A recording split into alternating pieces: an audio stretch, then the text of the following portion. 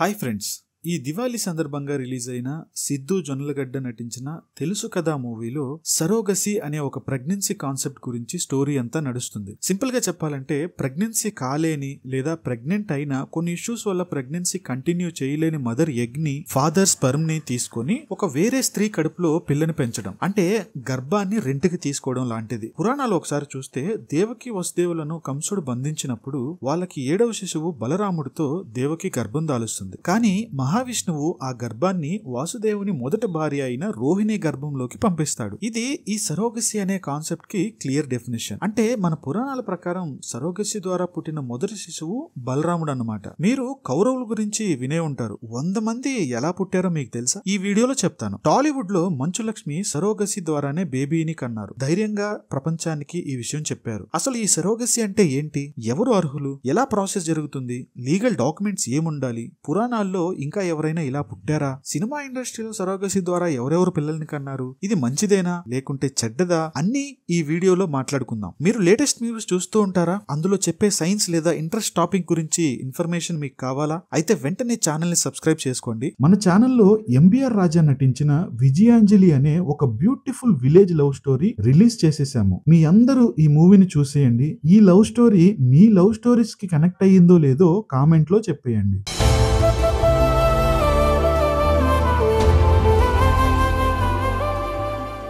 పిల్లల కండం మ్యారేజ్ అయిన ప్రతి ఒక్కరికి ఒక గొప్ప విషయం. కానీ చాలా రీజన్స్ వల్ల, చాలా ప్రాబ్లమ్స్ వల్ల చాలా మంది ప్రెగ్నెంట్ అవ్వలేరు. ఒకవేళ ప్రెగ్నెంట్ అయినా హెల్దీగా బేబీని డెలివర్ చేయలేరు. ఇలా ఎంతో మంది అమ్మగా అవ్వలేక చాలా పెయిన్ గురయ్యేవారు. సమాజం కూడా వీళ్ళని చాలా నేమ్స్ పెట్టి హింసించేవాళ్ళు. కానీ ఇప్పుడు సైన్స్ అండ్ టెక్నాలజీ మూలంగా గర్భం లేకున్నా, ప్రెగ్నెన్సీ ప్రాబ్లమ్స్ ఉన్నా సరే పిల్లల్ని కృత్రిమ పద్ధతుల ద్వారా జన్మనిచ్చే అవకాశం పొందుతున్నారు. ఇప్పుడున్న టెక్నాలజీ ప్రకారం కృత్రిమంగా గర్భధారణకు కొన్ని పద్ధతులు ఉన్నాయి. IUI, intrauterine insemination. ఈ పద్ధతి మేల్ స్పర్మ్ కౌంట్ లోగా ఉన్నప్పుడు చేస్తారు. అంటే స్పర్మ్ ని ఉమెన్ యూట్రస్ లోకి డైరెక్ట్ గా ఇంజెక్ట్ చేస్తారు. అలా చేసి ప్రెగ్నెన్సీ క్రియేట్ చేస్తారు. IVF, in vitro fertilisation. దీన్నే మన వాడుకగా టెస్ట్ ట్యూబ్ బేబీ అని పిలుస్తారు. సాధారణంగా ఉమెన్ ఎగ్, మెన్ స్పర్మ్ అనేవి ఉమెన్ లోపల ఉండే ఫాలోపియన్ ట్యూబ్ లో కలిసి ఎంబ్రియోగా మారుతాయి. కానీ ఈ పద్ధతిలో ఉమెన్ నుంచి ఎగ్ ని, మెన్ నుంచి స్పర్మ్ ని తీసుకుని ఒక ల్యాబ్ లో కృత్రిమంగా కలయిక జరిపి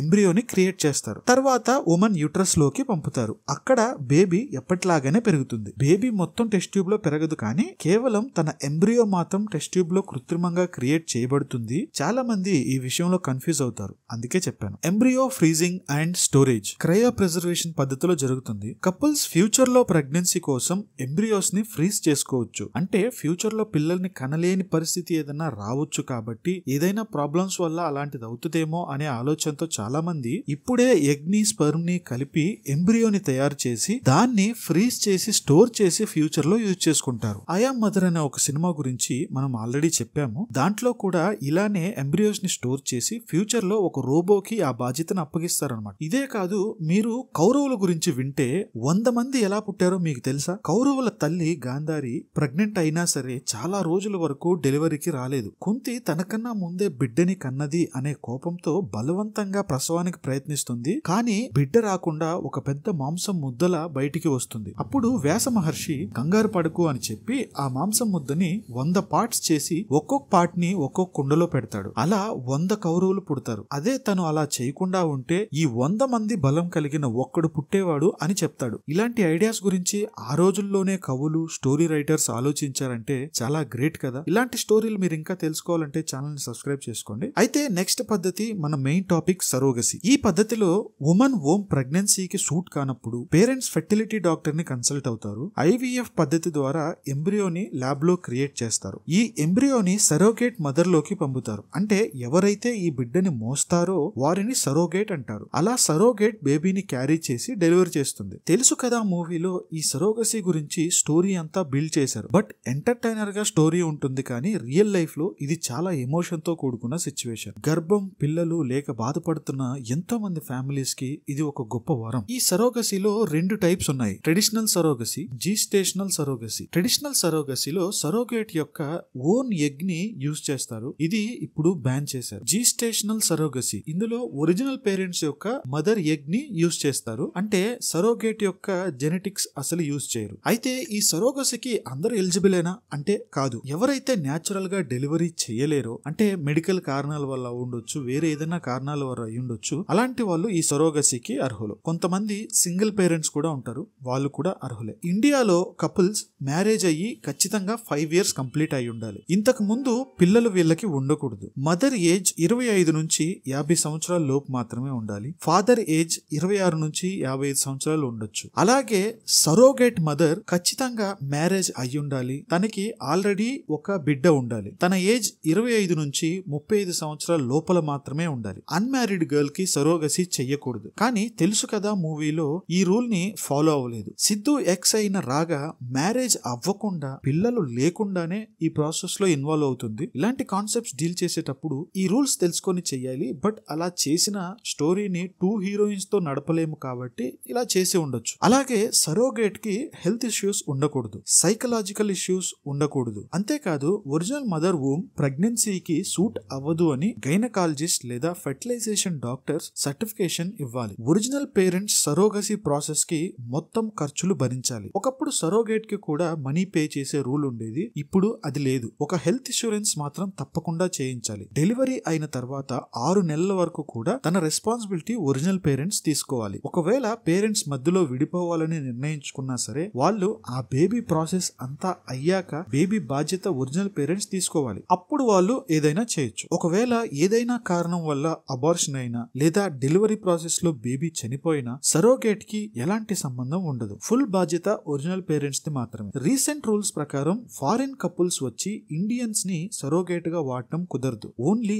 ఇండియన్ కపుల్ ఇండియన్ ఉమెన్ ని మాత్రమే యూజ్ చేసుకోవాలి. సరే, అయితే రియల్ లైఫ్ లో ఎవరెవరు ఈ సరోగసీని తీసుకున్నారు అంటే ప్రియాంక చోప్రా, నిక్ జోనస్ 2022లో సరోగసీ ద్వారానే బిడ్డని కన్నారు. షారుఖ్ ఖాన్, గౌరీ ఖాన్ సరోగసీని యూజ్ చేశారు. ఆమిర్ ఖాన్, కిరణ్ రావు సరోగసీని యూజ్ చేసి ఆజాద్ రావు ఖాన్ ని కన్నారు. ఎక్తా కపూర్, తుషార్ కపూర్, ప్రీతి జింటా వీళ్ళందరూ సరోగసీని యూజ్ చేశారు. హాలీవుడ్ లో కిమ్ కర్దాషియన్, అలాగే సైన్స్ లో ఫేమస్ అయిన ఎలాన్ మస్క్ కూడా ఎంబ్రియోస్ ని సరోగసీ ద్వారా యూజ్ చేసి పిల్లల్ని కన్నారు. అయితే మన టాలీవుడ్ లో లక్ష్మీ మంచు సరోగసీ ద్వారానే బేబీని కన్నారు అండ్ ఓపెన్ గా దీని గురించి అందరికీ చెప్పారు. కాబట్టి మనం వీరిని ఖచ్చితంగా అప్రిషియేట్ చేయాలి. అలాగే నయనతార కూడా ట్విన్స్ ని కన్నారు. చాలా రూమర్స్ ప్రకారం మెగా ఫ్యామిలీలో కూడా సరోగసీ జరిగిందని మాట్లాడుకుంటున్నారు. కానీ అది రామ్ చరణ్ లేదా వేరే పర్సన్ అనేది క్లియర్ డీటెయిల్స్ తెలియదు. అంతేకాదు హైదరాబాద్ లో కొన్ని వందల IVF సెంటర్స్ ఉన్నాయి అండ్ చాలా మంది ఇలా పిల్లల్ని కంటూ ఉన్నారు. చాలా మంది కపుల్స్ డ్రీమ్స్ ని ఫుల్ చేసి